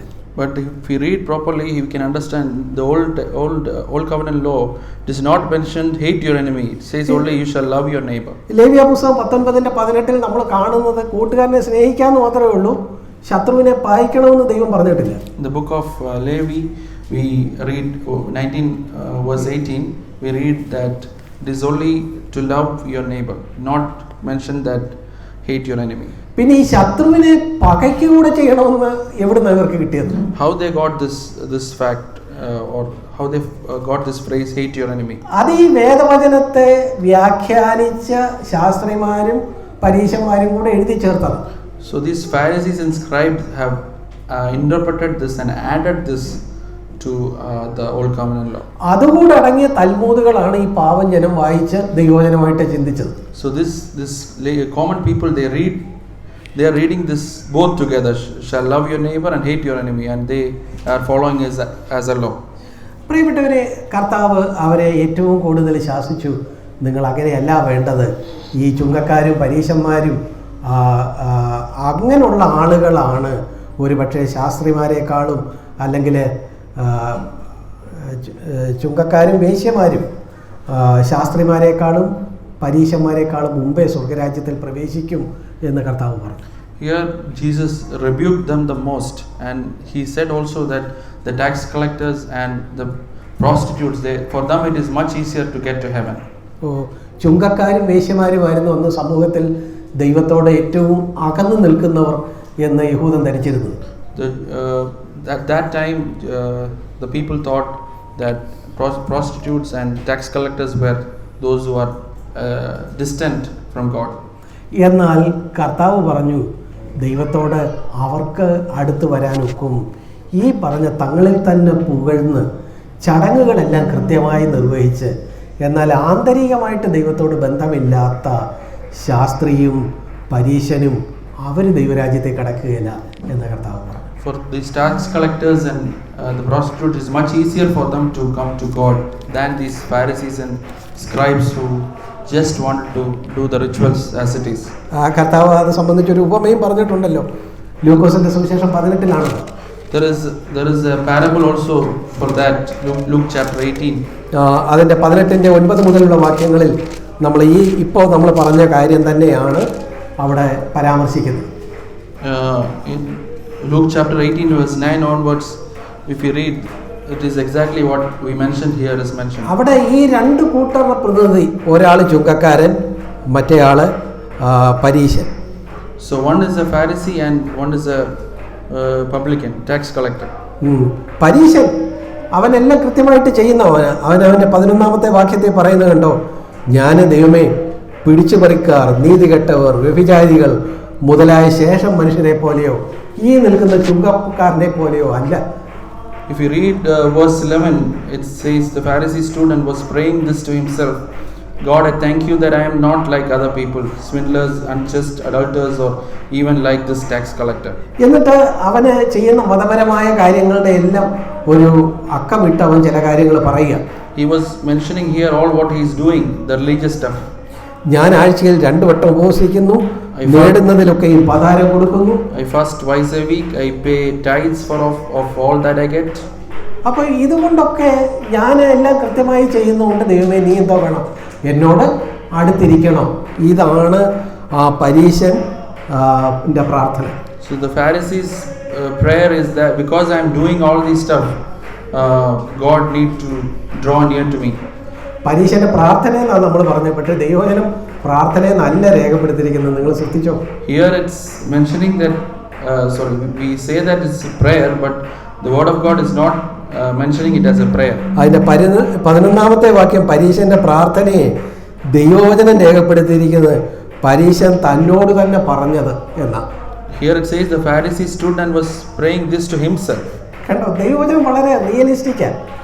The word of God is so realistic. നമുക്ക് ദൈവത്തെ കളിപ്പിക്കാൻ ഒക്കുകയില്ല. We cannot fake God. സഹോദരൻ, നീ പതാരം കൊടുത്തും അല്ലെങ്കിൽ ആഴ്ച 2 വട്ടം ഉപവസിച്ചും നിനക്ക് ദൈവത്തെ കബളിപ്പിക്കാൻ ഒക്കുകയില്ല. We cannot give the tithe and or fast twice a week and then fake God. ഇത് വേണ്ടെന്നാണോ ഞാൻ പറഞ്ഞത്? ഞാൻ പറഞ്ഞത് അതല്ല. ആന്തരികമായിട്ട് ദൈവത്തോട് അടുത്ത് വരാതെ ബാഹ്യമായി മാത്രം ഈ കാര്യം ചെയ്താൽ ദൈവത്തിന്റെ അടുപ്പം നമുക്ക് ലഭിക്കുകയില്ല. All these are required also, but if our inner life is not drawn to God, then it is of no use. എന്നാൽ ചുങ്കക്കാരൻ എന്ത് ചെയ്തു? ചുങ്കക്കാരൻ പാപിയായ എന്നോട് കരുണ ചെയ്യണമേ എന്ന് പറഞ്ഞവൻ മാറത്തടിച്ചു. But the tax collector told that God be merciful to me the sinner. അവൻ മാറത്തടിച്ചപ്പം തന്നെ ദൈവമുമ്പാകെ തൻ്റെ അതേവരെയുള്ള വഴികളുടെ മേലെ അവനൊരു അടി ഏൽപ്പിക്കുകയായിരുന്നു എന്നാണ് ഒരു തിയോളജിയിൽ അതിനെക്കുറിച്ച് വിവരിച്ചിട്ടുള്ളത്. He was lifting up his eyes to heaven and he was beating himself. While beating himself, he was rebuking his own. He was rebuking his own by beating himself. പ്രിയപ്പെട്ടവരെ, അവന് ഒന്നും പ്രത്യേകിച്ചൊന്നും പറയാനായിട്ടില്ല. He don't have anything specific to tell. എന്നാൽ അവന് ആന്തരികമായ ഒരു അനുതാപം കൊണ്ടുവരാനുണ്ട്. ദൈവമേ, പാപിയായ എന്നോട് കരുണ തോന്നണമേ. അവൻ്റേതായ ഒരു കാര്യവും പറയാനില്ല. ദൈവത്തിൻ്റെ കരുണയെ മാത്രം അവൻ ആശ്രയിക്കുന്നു. He is trusting in God's faithfulness and he is just asking God to be merciful to him. He don't have anything specific to tell God. പക്ഷേ ദൈവവചനം അവിടെ രേഖപ്പെടുത്തുന്നത് എന്താ? അങ്ങനെ പറഞ്ഞ ആ ചുങ്കക്കാരൻ നീതീകരിക്കപ്പെട്ടവനായി പോയി, പരീശൻ നീതീകരിക്കപ്പെടാതെ വീട്ടിലേക്ക് പോയി. But what the word of God is telling about this, that in verse 14, I tell you this man went to his house justified rather than the other. കണ്ടോ, അതിൻ്റെ 18, 13, 14 വാക്യങ്ങളിൽ ചുങ്കക്കാരൻ പറയുന്നത്, പാപിയായ എന്നോട് കരുണയുണ്ടാകണമേ, അവൻ നീതീകരിക്കപ്പെട്ടവനായി വീട്ടിലേക്ക് പോയി, മറ്റവൻ അങ്ങനെയല്ല, തന്നെത്താൻ ഉയർത്തുന്നവൻ, തന്നെത്താൻ താഴ്ത്തുന്നവൻ. ഈ വാക്കുകളൊക്കെ കാണിക്കുന്നത് വ്യക്തിയാണ് പ്രധാനം. അവൻ്റെ പെരുമാറ്റം, ബാഹ്യമായ പെരുമാറ്റത്തേക്കാൾ അവൻ്റെ ആന്തരികതയാണ് പ്രധാനം എന്നുള്ളതാണ്. So this reveals to us that the inner life is important than the outward things. Here we read that for everyone, I tell you this man went to his house justified rather than the other. For everyone who exalts himself will be humble. പ്രിയപ്പെട്ടവരെ, ആ ചുങ്കക്കാരൻ്റെ പ്രാർത്ഥന, കർത്താവേ, പാപിയായ ഞാൻ, നീ വിശുദ്ധനായ നീ, ഞാനും നീയും, എനിക്കൊരു യോഗ്യതയില്ല, നീ എന്നോട് കരുണ കാണിക്കണേ. Here the tax collector says, God be merciful to me the sinner, and God who is holy. ഇവിടെ ഇതാ അതിൻ്റെ നമ്മൾ 73-ാം സങ്കീർത്തനത്തിലേക്ക് വരുമ്പോൾ വീണ്ടും നീയും ഞാനും എന്നൊരു നിലപാട് സങ്കീർത്തനക്കാരൻ്റെ നമ്മൾ കാണുന്നുണ്ട്. If we come back to Psalm 73, we can see clearly it is about me and him. 23 മുതൽ 25 വരെയുള്ള വാക്യങ്ങൾ നമ്മൾ മുമ്പേ വായിച്ചു. We read verse 25 to 23 to 28 25. to 23 to 25 we read. അവിടെയും ഞാൻ നിന്റെ, നീ എന്നെ, നിന്റെ എന്നെ എന്ന് പറഞ്ഞ് നീ ഞാൻ എന്ന് പറഞ്ഞ് ഞാനും നീയും തമ്മിലുള്ള ഒരു ബന്ധമാണ് ഇട്ട് ആത്മീയതയെ കൊണ്ടുവരിക. Here also it's clear from verse 23, I and you, that importance of that relationship, I and you and him, you and me, that's the relationship, that importance of relationship. നീ ഞാനെന്ന് പറയുമ്പോൾ അവിടെ ആ നീയും ഞാനും വളരെ അടുത്തു, നേർക്ക് നേരെയാണ്. So if we say you and I, it is face to face, it's very close. ഇവർക്ക് രണ്ടുപേർക്കും ഇടയിൽ എൻ്റേതായ ഒത്തിരി പ്രവൃത്തികളോ എൻ്റേതായ ഒത്തിരി പുണ്യകാര്യങ്ങളോ ഒന്നും കൊണ്ടുവരാൻ എനിക്കില്ല. There is nothing that we did something good. There's nothing in between I and you. പ്രിയപ്പെട്ടവരെ, കയ്യിൻ്റെ വഴി കൊണ്ട് ദൈവത്തെ പ്രസാദിപ്പിക്കാമെന്ന് കരുതല്ലേ. Dear brothers and sisters, don't think that by Cain's way we can be acceptable to God. നമുക്കൊരു നിമിഷം ദൈവസന്നിധിയിൽ എഴുന്നേറ്റ് നിൽക്കാമോ? Can we stand together and this time? നമ്മൾ ഇന്ന് രാവിലെ നമ്മൾ എന്താ പറഞ്ഞത്? What we went through this morning. നമ്മൾ പറഞ്ഞു എനിക്ക് എൻ്റെ ദൈവത്തോട് എത്രയോ അടുത്തിരിക്കണം. We said that it is very important for us to draw near to God. കാരണം ഇവിടെ വെച്ച് എനിക്ക് ദൈവത്തോട് എത്ര അടുപ്പമുണ്ടോ അതിന് ആനുപാതികമായ അടുപ്പമേ സ്വർഗത്തിലും എനിക്ക് ലഭിക്കുകയുള്ളൂ. Because whatever is our status of our relationship here with God, it will be in proportion with that in heaven. പ്രിയപ്പെട്ടവരെ, ദൈവത്തോടുള്ള നമ്മുടെ അടുപ്പം എങ്ങനെയുണ്ട്? What is our status of our relationship with God at this time? പല കാര്യങ്ങൾ ദൈവത്തോട് അടുത്ത് ചെല്ലാൻ നമ്മളെ തടസ്സപ്പെടുത്താം. There are so many things that can hinder to draw near to God. നമ്മൾ നോക്കുമ്പോൾ ദൈവത്തെ അറിയാത്ത ആളുകൾക്ക് അവർക്ക് അനുഗ്രഹങ്ങളുണ്ട്, നമുക്ക് അനുഗ്രഹമില്ല. Many times we think that the others, the arrogant, the wicked, they may have a lot of blessings. അങ്ങനെയാണെങ്കിൽ ഞാൻ എന്തിനാ ദൈവത്തോട് അടുക്കുന്നത് എന്ന് ചിലപ്പോൾ നമ്മൾ സ്വാഭാവികമായിട്ട് ചിന്തിച്ചു പോകാം. We may also think then why am I following the Lord? ഇന്ന് ആ നിലയിൽ ചിന്തിക്കുന്ന ആരെങ്കിലും ഉണ്ടോ? Is there anyone who is here is thinking that way? എന്നാൽ ആസാഫ് ദൈവത്തിൻ്റെ അടുത്ത് ചെന്ന് ദേവാലയത്തിൽ അവൻ്റെ സന്നിധിയിലിരുന്ന് ഈ കാര്യങ്ങളെ ശോധന ചെയ്തു എന്നാണ് 73-ാം സങ്കീർത്തനത്തിൽ തുടർന്ന് നാം വായിക്കുന്നത്. When if you read Psalm 73, it says that Asa who went to the holy place and tried to understand his state. അപ്പോൾ ആസാഫിന് മനസ്സിലായി ഈ അനുഗ്രഹം ഉണ്ടെന്ന് പറയുന്ന അഹങ്കാരികൾ സത്യത്തിൽ വഴുവഴുപ്പിലാണ് നിൽക്കുന്നത്. So when he went through his state and when he assessed himself, he understood that those who are wicked, they are in this slippery base.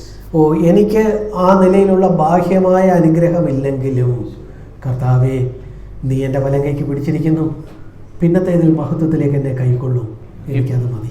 Even though I don't have this physical blessings which I can see, but I know that once I will be taken to glory. മതപരമായ കാര്യങ്ങളോടുള്ള അടുപ്പം ദൈവത്തോടുള്ള അടുപ്പമാണെന്ന് തെറ്റിദ്ധരിക്കല്ലേ. Don't misinterpret that the religious rituals or whatever we do is the indication of drawness to God. അതിൻ്റെ അർത്ഥം ആത്മീയമായ കാര്യങ്ങൾ ചെയ്യണ്ട എന്നാണോ? That doesn't mean that we shouldn't do these religious things. അല്ല, ഒന്നാമത് ഹാബേലിൽ, പിന്നാണ് അവൻ്റെ ഹാബേലിൻ്റെ വഴിപാടിൽ പ്രസാദിച്ചത്. But first Abel and then his offering. ഹാബേലിൻ്റെ വഴിപാടും പ്രസക്തമാണ്, പക്ഷേ ഒന്നാമത് ഹാബേൽ, പിന്നീടാണ് ഹാബേലിൻ്റെ വഴിപാട്. The offering of Abel is also important, but the first priority is Abel, then his offering. പ്രിയപ്പെട്ടവരെ, നമുക്ക് നമ്മുടെ ഹൃദയവുമായിട്ട് കർത്താവിൻ്റെ അടുത്തേക്ക് ചെല്ലാം. Let's come with our heart to God. കർത്താവിൻ്റെ അടുത്തേക്ക് ചെല്ലുമ്പോൾ അവിടെ മുഴച്ചു നിൽക്കുന്നത് നമ്മൾ ചെയ്ത പുണ്യപ്രവൃത്തികളാണോ അതോ നമ്മുടെ ഒന്നുമില്ലായ്മയാണോ? What is bulged when we go towards God? Is that something which we did for God or our emptiness? ദൈവത്തിൻ്റെ അടുത്തേക്ക് ചെന്നപ്പോൾ അവിടെ ഒരു പരീശനും ചുങ്കക്കാരനും ചെല്ലുന്നത് നമ്മൾ ലൂക്കോസ് 18 വായിച്ചു. Luke 18 we read about the tax collector who is coming to and the Pharisee who is coming to Jesus. പരീശന് അവന് ദൈവത്തിൻ്റെ അടുത്ത് ചെന്നപ്പോൾ അല്ലെ ദേവാലയത്തിൽ ചെന്നപ്പോൾ അവന് പറയാനുള്ളത് താൻ ചെയ്ത കാര്യങ്ങളെക്കുറിച്ചാണ്. The Pharisee who had lot of things to say what he did for God. ഞാൻ ഉപവസിക്കുന്നു, ഞാൻ പതാരം കൊടുക്കുന്നു. I am fasting, I am giving tithe. ഓ, ഞാൻ മറ്റുള്ളവരെ പോലെയല്ല, I am not just like others. ഞാൻ എത്രയോ ഭേദം. I am better than so many people. പ്രിയപ്പെട്ടവരെ, അങ്ങനെ അവൻ്റെ മഹത്വത്തിൽ അവൻ്റെ നന്മയിൽ ആശ്രയിച്ച് അവൻ ചെന്നപ്പോൾ അവന് ദൈവപ്രസാദം ലഭിച്ചില്ല. He trusted in himself, and thus God didn't accept him. അതിൻ്റെ അർത്ഥം ഉപവസിക്കേണ്ടെന്നോ പതാരം കൊടുക്കേണ്ടെന്നോ മാന്യമായിട്ട് പെരുമാറേണ്ടെന്നോ ആണോ? അല്ല. That doesn't mean that we shouldn't fast or we shouldn't give tithe or any of that sort. പക്ഷേ സഹോദരി, അതൊക്കെ ചെയ്യുന്ന എന്നെയും നിന്നെയും ദൈവത്തിൻ്റെ എക്സ്റേ കണ്ണുകൾ നമ്മുടെ ആന്തരികതയെ നോക്കുന്നു. Dear brothers and sisters, even though we are doing all these things, the X-ray of God reveals to God Himself the inner life of us. നമ്മുടെ ആന്തരികത ദൈവത്തോട് അടുത്ത് ചെല്ലുമ്പോൾ നമ്മുടേതായ നന്മയിൽ ഊന്നിയാണോ, അതോ ആ ചുങ്കക്കാരനെ പോലെ ഭാവിയായ എന്നോട് നീ കരുണ കാണിക്കണേ, നീ കരുണയുള്ളവൻ, ഞാൻ യോഗ്യനല്ല, ആ നിലപാടാണ്? Are we trusting on our righteousness or something which we did, or just like the tax collector who didn't have anything to say?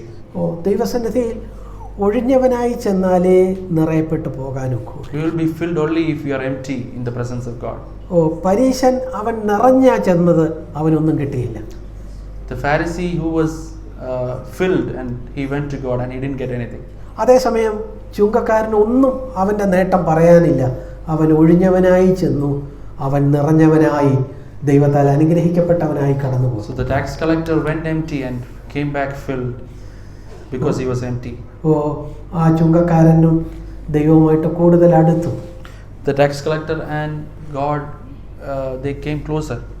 പ്രിയപ്പെട്ടവരെ, ഇത് സ്വാഭാവിക മനുഷ്യന് മനസ്സിലാകുന്ന ഒരു കാര്യമല്ല.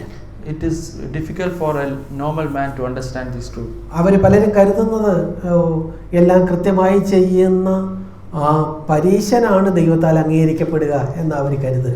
So many of the people are thinking that these people who is doing like a Pharisee, these religious rituals properly, they are near to God. നമുക്ക് നമ്മുടെ ഹൃദയവുമായിട്ട് കർത്താവിൻ്റെ അടുത്തേക്ക് ചെല്ലാം. Let us take our heart and come to God. ഓ, യഥാർത്ഥത്തിൽ നമ്മൾ ദൈവത്തെ കാണുമ്പോൾ, യഥാർത്ഥത്തിൽ നമ്മൾ ദൈവത്തെ കണ്ടാൽ നമ്മുടെ ഒന്നുമില്ലായ്മയാണ് നമ്മൾ കാണുക. If we are really going to God properly, we will see that emptiness in our heart. ചുങ്കക്കാരനും ഒരുപക്ഷെ യഥാർത്ഥത്തിൽ ദൈവത്തെ കണ്ടില്ലായിരുന്നെങ്കിൽ അവനും പല മഹത്വങ്ങളും പറയാൻ കണ്ടേനെ.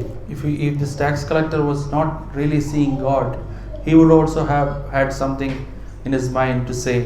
അവനും ചിലപ്പോൾ പറഞ്ഞേനെ, കർത്താവേ, മറ്റേ ചുങ്കക്കാരനെ പോലെ ഞാൻ അന്യായമായിട്ട് പിരിക്കുന്നില്ല, ചെറിയ തോതിലൊക്കെ ഞാൻ പിരിക്കുന്നുള്ളൂ, ഞാൻ മറ്റേ ആളുമായിട്ട് താരതമ്യം ചെയ്ത് ഞാൻ ഭേദമാണ്, ഇങ്ങനെയൊന്നും അവൻ പറയുന്നില്ല. He would have also told to Jesus that I am better than the other tax collector. I am only taking something, or the others are taking so much, but I am taking something. But he was not saying all that. എന്താ അതിൻ്റെ കാര്യം? അവൻ കർത്താവിനെ കാണേണ്ടതുപോലെ കണ്ടു. What is the reason why he is not saying that? Because he saw Jesus as he is.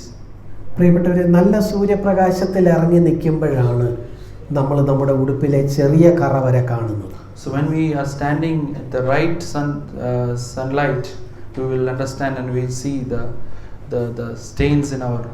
ദൈവത്തിൻ്റെ വെളിച്ചത്തിലേക്ക് നമ്മൾ എത്രയും അടുത്ത് ചെല്ലുമോ നമ്മുടെ കുറവുകൾ നമ്മൾ കൂടുതൽ കാണും. If we draw near to the light of God, we will understand the stains in our lives.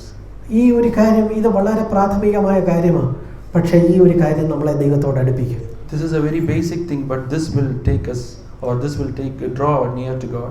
ഇത് മനസ്സിലാകാതെ കൈയിൻ്റെ വഴിയിൽ പോകുന്ന എത്രയോ വിശ്വാസികൾ. There are a lot of people, they're following the Cain's way without understanding this truth. എന്നാൽ നമുക്ക് പറയാം, എൻ്റെ ദൈവത്തോട് അടുത്തിരിക്കുന്നത് എനിക്ക് നന്ന്. But we can say that it is good to draw near to God. ഒരുപക്ഷെ ഈ വഴിയിലൂടെ നടന്നാൽ ഈ വിശ്വാസ ലോകം പോലും നിന്നെ വേണ്ടതുപോലെ മനസ്സിലാക്കിയെന്ന് വരികയില്ല. If we are following this, maybe even the spiritual realm or spiritual people around us may not understand the truth in our lives. അവരും നമ്മളെ കണ്ടും കാണാതെയും ചിലപ്പോൾ പോയെന്നിരിക്കും. Even they may come without seeing us or without saying hi to us. They may run away. അവര് നമ്മളെ ഒറ്റപ്പെടുത്തിയെന്നിരിക്കും. They may